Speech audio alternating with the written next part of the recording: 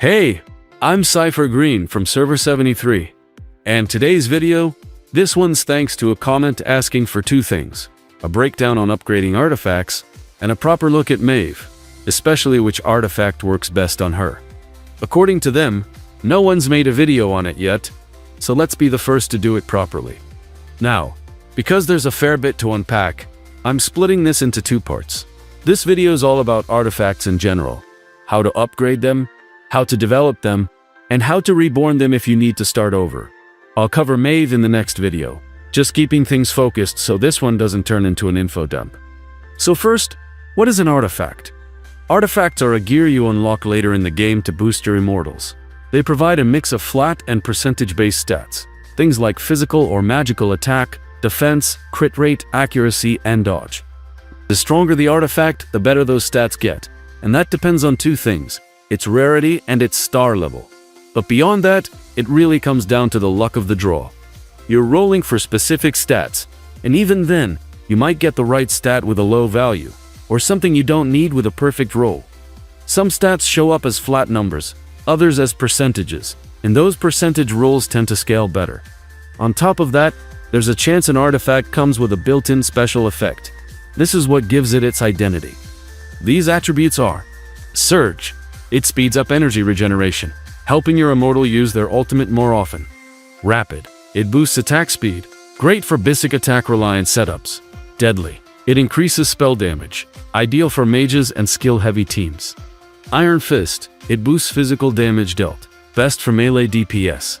Annihilation. It raises critical damage output, perfect for crit-focused builds. Guard. It reduces physical damage taken, improving frontline durability. Growth. It increases HP, offering more staying power in sustained fights. Shining Light. It enhances healing, great for support-heavy comps. These effects are fixed. They stay the same even when you reset or re-roll an artifact. Only the substats underneath will change. And here's the key detail: only artifacts with one of these named effects can be developed. If an artifact doesn't have a trait like Surge or Deadly, you can level it, but you won't be able to star it up. To equip an artifact, your immortal needs to be level 30, at 7 stars, and you'll need 120 extra fragments to unlock the slot. So yeah, this isn't something you'll be slapping on early game. It's meant for immortals you're actually investing in. Now, only legendary and epic immortals have exclusive artifacts, and those start off stronger than regular ones. So, if you pull, say, Saladin's artifact but he's not in your lineup yet, don't need to let it sit in your inventory. Go ahead and equip it on someone else for now. Waste not, want not. Alright, let's get into upgrading. You level artifacts in the Forge by feeding in either other artifacts or XP scrolls. Greens give 10 XP, blues give 30, purples give 100, golds give 300. And to take something from level 1 all the way to 15, you'll need 3,380 XP total. It adds up fast, so if you've got scrolls, use those first. Don't use exclusive artifacts to upgrade. They're costly to craft, and you're better off keeping them in case you need them for development. If you ever reborn that artifact, the materials come back as XP scrolls anyway, so stick to scrolls and common ones for leveling. Let's talk about developing artifacts, because the process works differently depending on whether you're dealing with a normal artifact or an exclusive one. Starting with normal artifacts, you develop them by feeding in other artifacts of the same rarity. It's a step-by-step process. 1 artifact for the first star, 2 for the second, then 3, 4, and 5. That's 15 total to max out the stars, plus the original piece, so 16 of the same rarity altogether. And yeah, you can't mix rarities. Purples won't work, but any gold artifact will, whether normal or an exclusive artifact. Now, with exclusive artifacts, it's a lot stricter. You need copies of the exact same artifact. Doesn't matter if you've got a bunch of other golds, they won't work unless it's the same item. The star up process is still the same: 1, 2, 3, 4, 5 stars. So that's 15 duplicates, plus your minimum. 16 total.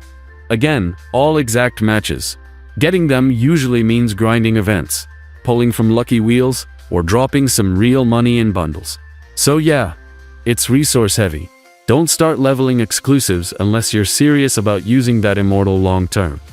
Whether it's normal or exclusive, the point is the same.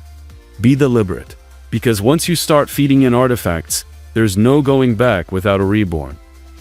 Now, let's talk about empowering artifacts, because this is where upgrades get serious. If your artifact is level 15, you can enhance its quality from bronze to silver, and then silver to gold. This boost increases both its base stats and substats, giving your artifact a solid jump in performance. You empower artifacts in the forge. For epic exclusive artifacts you'll need 40 sun crystals to go from bronze to silver, and 40 empowered sun crystals to go from silver to gold. For legendary exclusive artifacts you'll need 60 spiritual crystals to go from bronze to silver, and 60 empowered spiritual crystals to go from silver to gold.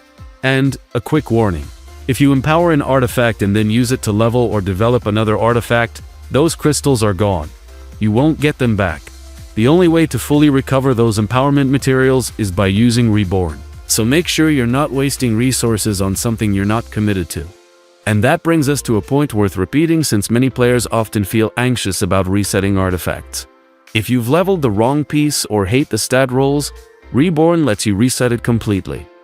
You'll get back all your materials, XP scrolls, any development artifacts, and empowerment resources.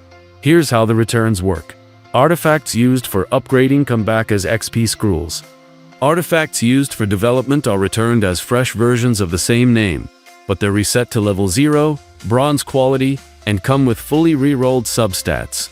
The artifact's main effect, like Iron Fist, Annihilation, or Deadly, stays the same. You're not replacing the artifact, just wiping its progress.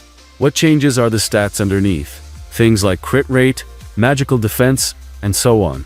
Well, the attributes and their values are random.